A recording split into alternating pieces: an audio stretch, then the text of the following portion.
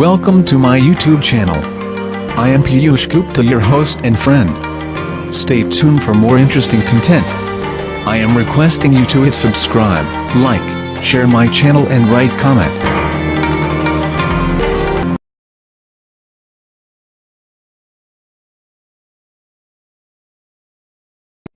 जी sir, ये वो piggy banks हैं। इसकी चाबी है। मैंने अभी तक इसमें से खोल के 1 रुपया भी नहीं यूज़ किया। कल वो भी इसके लिए बोल सकते हैं कि यार ये देखो, इसमें से जो पैसा था उस तुमने यूज़ नहीं किया और किसी को नहीं दिया, क्योंकि ये जब यूज़ होगा तो एक सही इंसान की ज़रूरत के लिए यूज़ होगा, एक जान बचाने के लिए यूज़ होगा।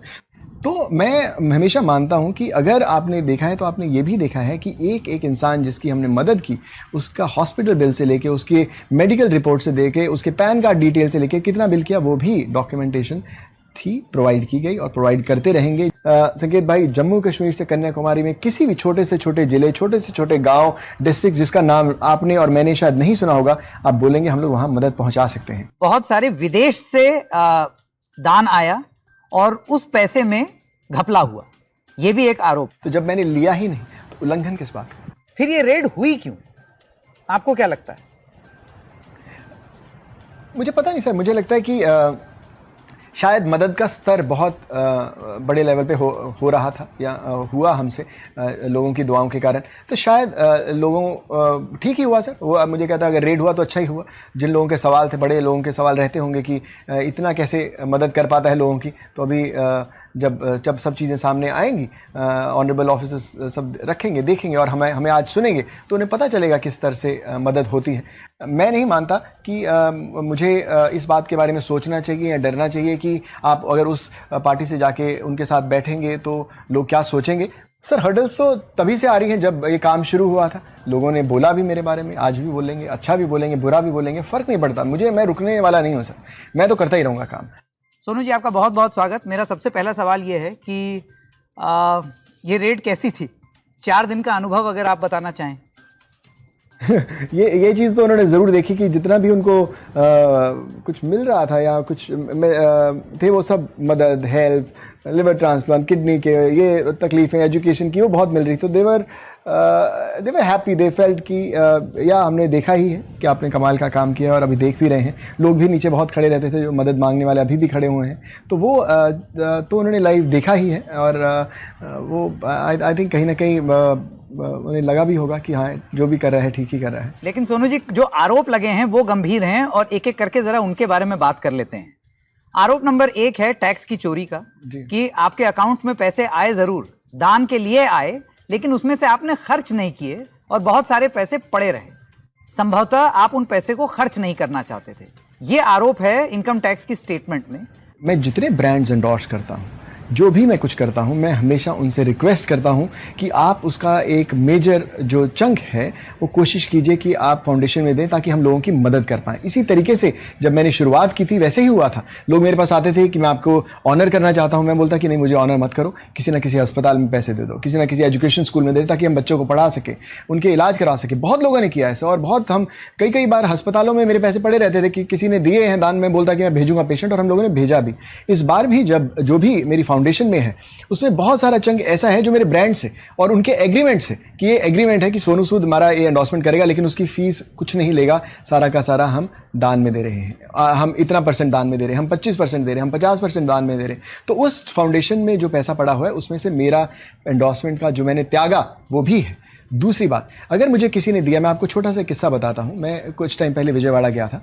जब मैं सड़क पर चल रहा था, बच्चे अपने पिगी बैंक लेकर खड़े हुए थे। मैं उसकी इमेजेस मैं अभी भी मेरे पास यहाँ पे पड़े हुए हैं, piggy bank which is money bank. इसमें 1-1 रुपए के सिक्के, 5-5 रुपए के सिक्के पड़े हुए हैं। है जो बच्चों ने दिया आपको?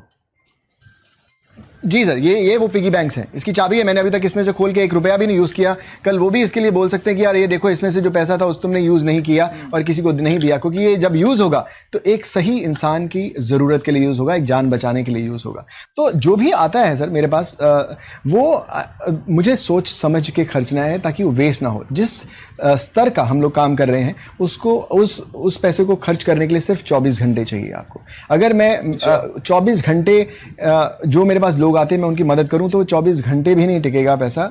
लेकिन मुझे ये जो सफ़र है इसको लंबा करना है, और ये सफ़र ये पैसा कुछ सालों से नहीं पड़ा हुआ। ये पैसा तीन चार महीने में है। 3-4 महीने में हमने 2 से यार खर्च भी किया जो उन्होंने बताया। लेकिन अगर कोई फाउंडेशन के पास पैसा आता है, देश की किसी भी फाउंडेशन के पास पैसा आता है, तो उसे 1 साल 2 साल लगते हैं उस पैसे को खर्च करने में सही जगह पर।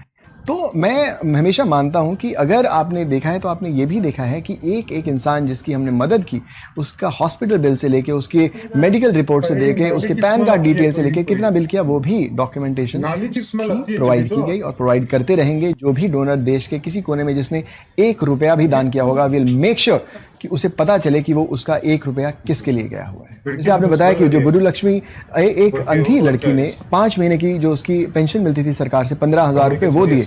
मेरे लिए वो 15,000 15 करोड़ से भी ज्यादा है। मुझे मेक श्योर करना है कि वो एक रुपया जो है सही जगह पे जाए। मैंने बीच में एक ऑक्सीजन प्लांट नेल्लोर में एक सरकारी अस्पताल को दिया था।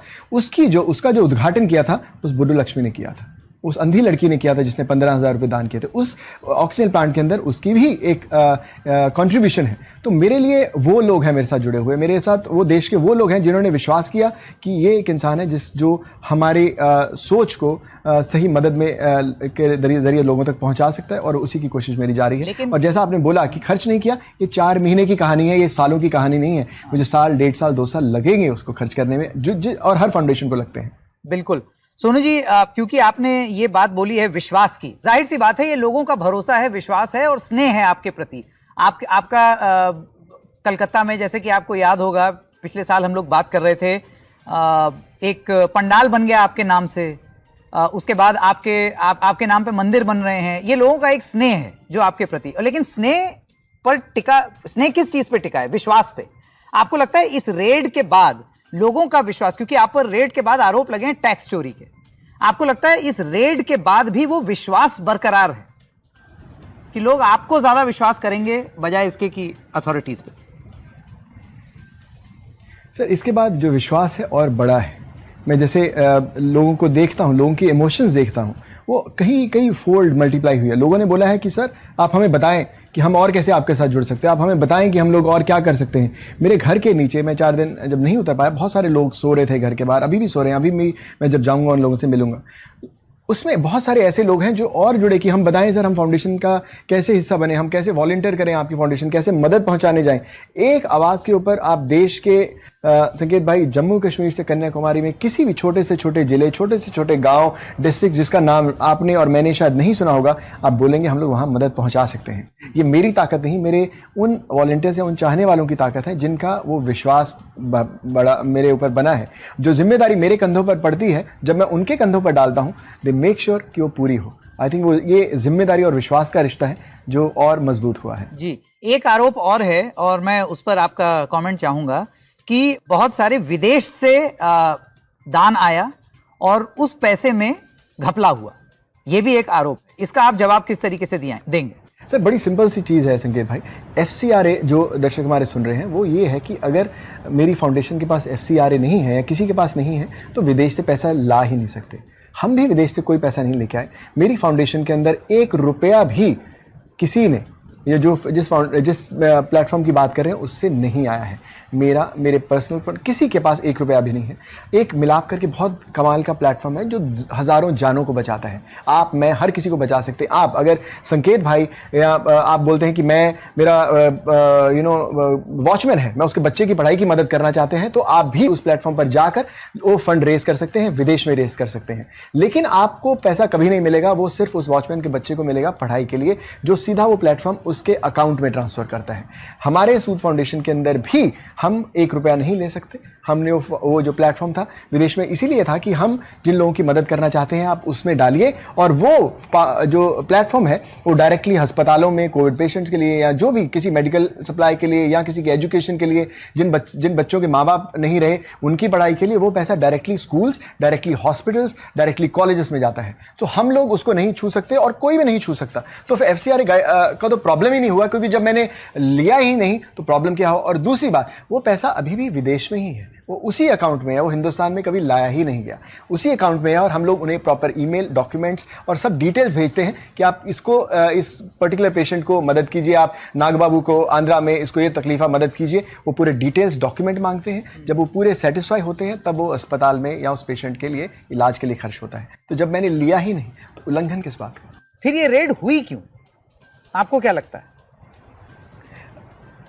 मुझे पता नहीं सर, मुझे लगता है कि शायद मदद का स्तर बहुत बड़े लेवल पे हो रहा था या हुआ हमसे लोगों की दुआओं के कारण, तो शायद लोगों ठीक ही हुआ सर। वो मुझे कहता है अगर रेड हुआ तो अच्छा ही हुआ।